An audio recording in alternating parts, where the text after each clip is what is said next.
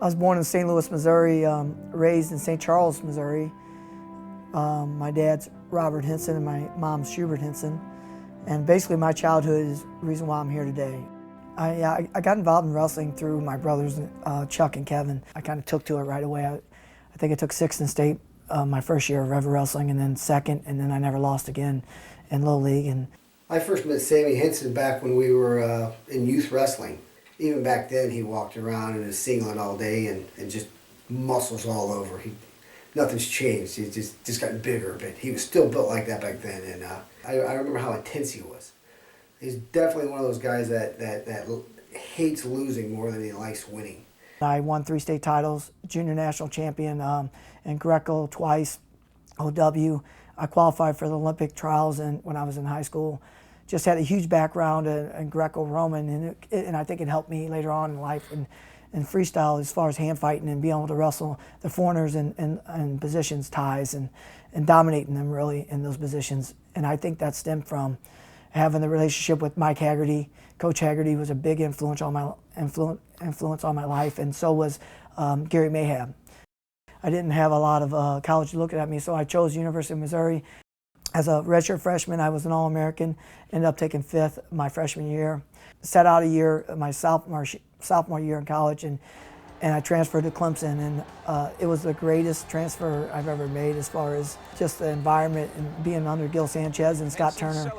I needed to feel close to my coach and feel a connection, and Gil gave me that. It just was a huge transition for me in the right way, and I never lost again. I won 71-0, 2 national titles, and I won, the Big 8 conference championship, ACC championship twice, and was outstanding wrestler of the ACC that year.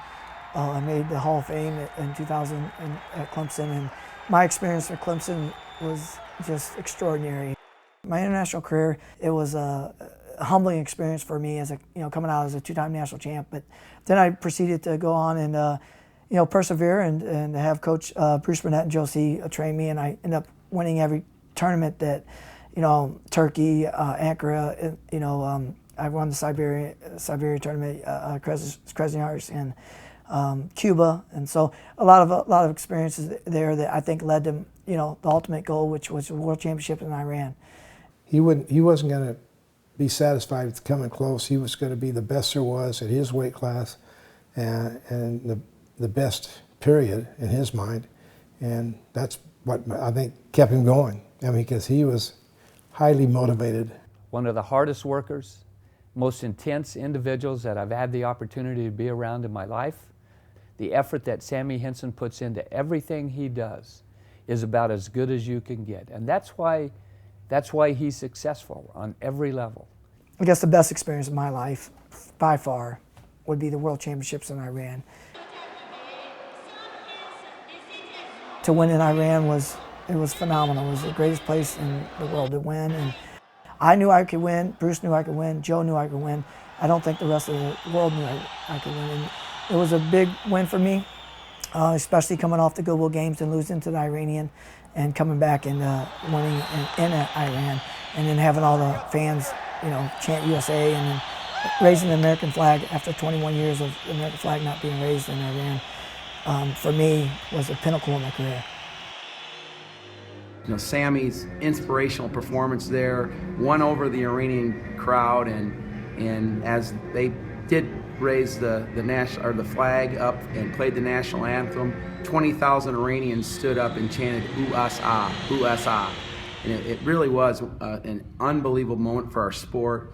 Obviously, Sammie Henson played a huge role in winning over that entire nation and community. His inspirational performance is one for the ages.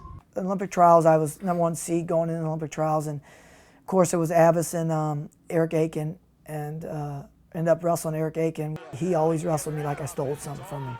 He always wrestled, for some reason, he wrestled me on another level. 7 seconds to go. Sammie Henson, he's gonna get it. He's gonna get it.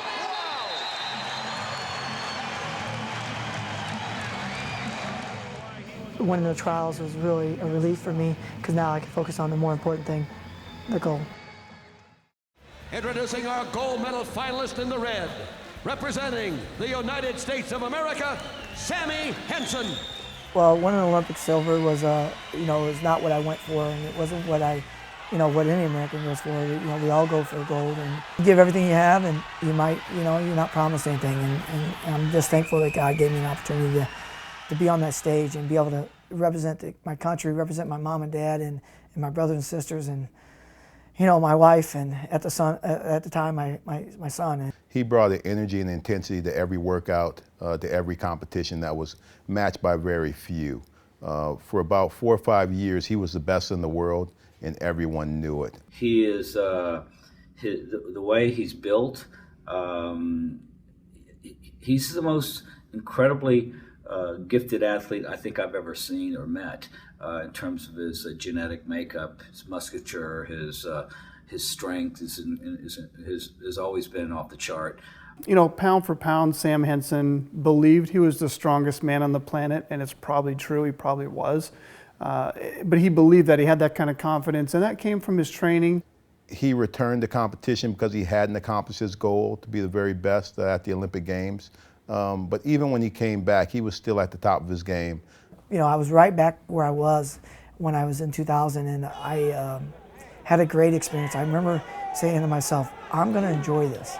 And I enjoyed putting my shoes on again. It was like I was 8 years old all over again, going out there and getting that bronze medal at 35. And it was just a great moment in my life.